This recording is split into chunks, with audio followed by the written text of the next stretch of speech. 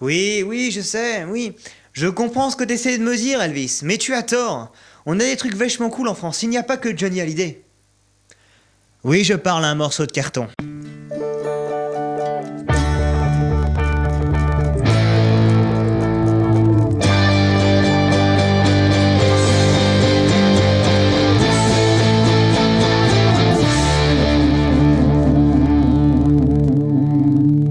Hey, bienvenue dans ma boutique. Aujourd'hui, j'ai envie de rendre hommage à un genre musical spécifique à notre douce France et trop souvent oublié, le rock français.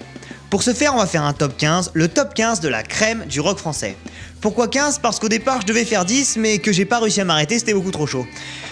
Alors on s'arrêtera sur 15. Parce que contrairement à ce que John Lennon peut dire, le rock français c'est pas tant de la merde que ça. On a fait pas mal de trucs pourris, mais on a beaucoup de choses qui sont vraiment cool. Avant de commencer, je vais vous exposer les règles de ce top. Premièrement, on parle du rock français en français, donc les groupes en S comme les Chaka Pongs, Skip the Use ou Stuck in the Sound sont hors compétition. Mais je vous laisse imaginer qu'ils auraient facilement atteint la tête du classement. Deuxièmement, un artiste ne peut apparaître qu'une seule fois, et troisièmement, on n'oublie pas que ce top est totalement subjectif. Sur ce, on a du pain sur la planche, alors c'est parti. Alors on ouvre le top avec les Betteraves, et leur titre Couscous pour Jean-Marie. On commence ce top avec un groupe de ska punk parisien fondé à l'aube de notre millénaire et aujourd'hui dissous. Dans ce titre, le groupe revient sur le passage au deuxième tour des présidentielles de 2002 du candidat d'extrême droite, Jean-Marie Le Pen, et se foutent de sa gueule. J'aurais aussi pu citer Comme une baleine, E-Punk, ou même le groupe qui renaîtra des cendres des betteraves, Guérilla Poubelle. Pour la 14e position, j'ai sélectionné les Vampas et le titre Manu Chao. Avec les Vampas, un groupe de punk rock alternatif formé dans les années 80 et toujours en activité, on part sur quelque chose d'à la fois plus brut et plus coloré. Dans ce titre, le groupe nous parle du succès économique des groupes de rock de l'époque comme Manu Chao ou Louise Attaque, avec une pointe d'ironie. Les Vampas sont des bêtes de scène et font partie des quelques groupes de rock français réguliers qui vous feront passer un très bon moment si vous assistez à un de leurs concerts. Je ferme doucement les yeux et j'écoute le pommier chanter. Si j'avais le portefeuille de Manu Chao, je partirais en vacances avec tous mes potos. À la 13e position, j'ai choisi le titre Cargo de Axel Bauer. Dépeignant la vie d'un marin, avec sa composition, son écriture, son jeu de guitare et son harmonisation travaillée, le titre s'offre un clip entièrement noir et blanc qui sera le premier clip français à être diffusé sur MTV. Bien que j'aurais aussi pu choisir le titre Éteins la lumière sorti en 1990, avec son riff très rock, ce titre mériterait lui aussi sa place dans le classement.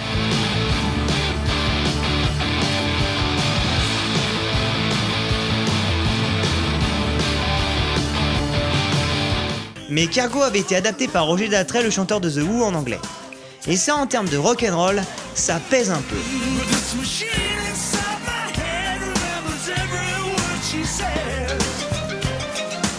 Alors, à la 12e position, j'ai choisi un artiste polyvalent et relativement méconnu, Charles-Élie Couture, et son titre extrait de l'album Poème Rock sorti en 1981, La Ballade de Serge K, que j'apprécie particulièrement.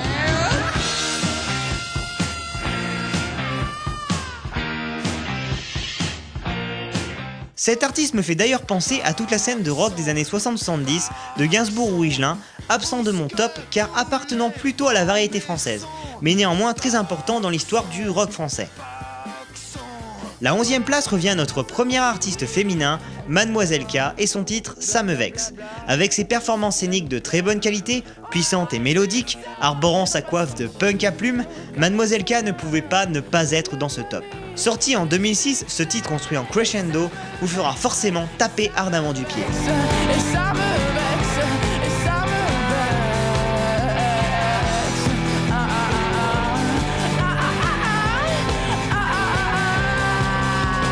En 10e place, on retrouve le groupe breton Matmata et leur titre L'Apologie.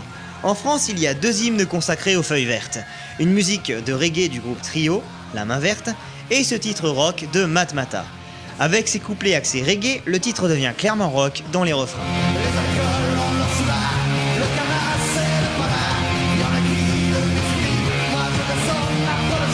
À la 9e place de notre classement, j'ai choisi le groupe ultime de punk en France, les Berruriers Noirs, et leur titre le plus connu, Salut à toi. Sous la forme d'un listage, ce groupe entier nous offre là un titre qui prône l'amour entre tous les peuples. Et oui, c'est mignon le punk des fois. J'aurais aussi pu citer le titre Porcherie, qui, dans la même optique, s'attaque cette fois aux partis d'extrême droite dans ces termes.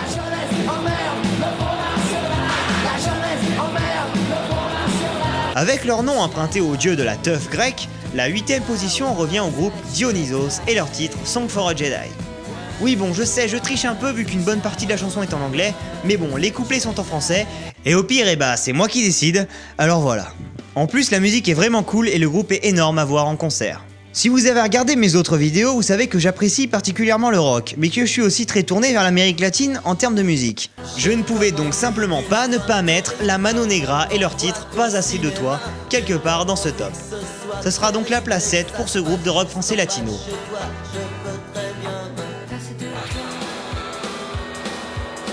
En 6ème position, on retrouve Damien Saez et sa chanson Jeune et con.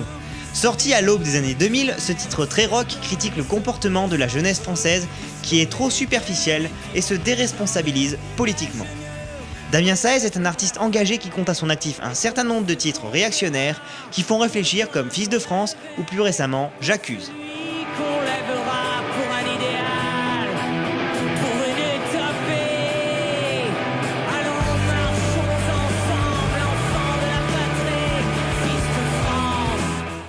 En France, la New Wave a un nom, et ce nom c'est Indochine. On retrouve donc à la place de 5ème ce groupe avec leur titre Troisième Sexe.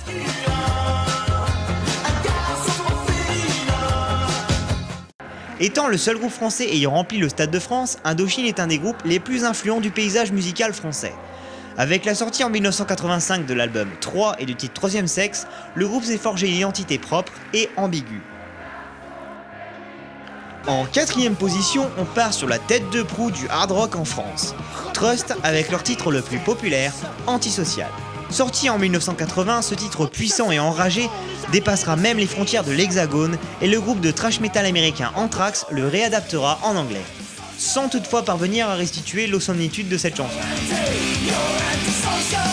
On grimpe sur le podium avec les Rita Mitsuko et leur titre Marcha Baila, sorti en 1985. Duo à la personnalité bizarroïde inimitable et aux expérimentations musicales réussies, avec d'autres musiques comme Andy ou C'est comme ça, ils sont méga cool.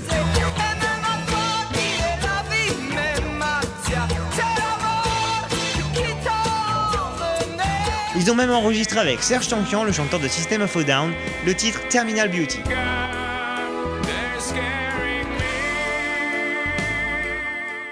Pour la 2ème position du top, j'invoque les Rolling Stones français Téléphone avec le titre Ça, c'est vraiment toi. Sorti en 1982 dans l'album Dur Limite, Téléphone est le groupe le plus influent de l'histoire du rock'n'roll en France. Avec leurs 5 albums à succès, ils ont marqué à jamais toute une génération. Depuis leur séparation en 1986, Téléphone est le groupe français dont la reformation est la plus attendue.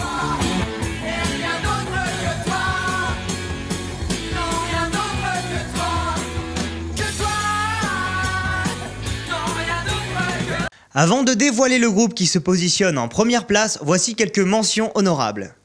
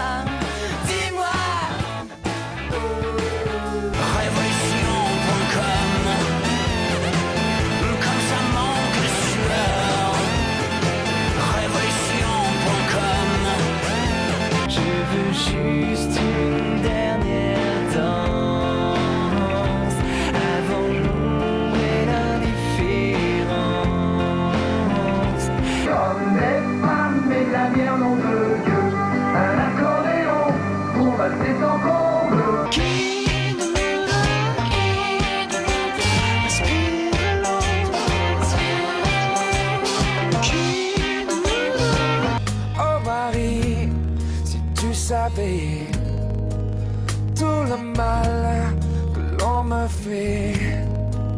Elle est pour toi cette chanson-là, toi le rebelle devenu papa. Toi qui ramène que de colocs et qui maintenant touche les allocs. Taxer ta veste à l'arrière de ta famille, l'albe de mer. Porte-y mon souvenir de toutes les... La place de numéro 1 revient donc à Noir Désir et leur titre Tostaki. bien que j'aurais aussi pu choisir Comme elle vient ou même Un jour en France qui sont aussi très puissantes. Pour les néophytes, le chant en français dans le rock pose souvent problème, les paroles prenant sens contrairement aux chansons en anglais qu'on fredonne sans forcément les comprendre. Le genre est alors souvent tourné au ridicule.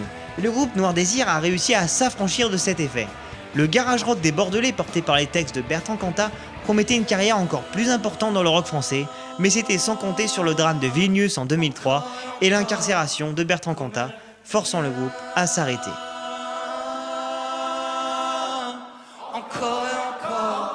Et voilà, mon top est terminé, j'espère qu'il vous aura plu ou au moins fait découvrir de nouveaux artistes. Surtout n'hésitez pas à donner votre version dans les commentaires, à vous abonner à la page YouTube et à la page Facebook pour ne pas rater les nouvelles vidéos. Et je vous dis à la prochaine.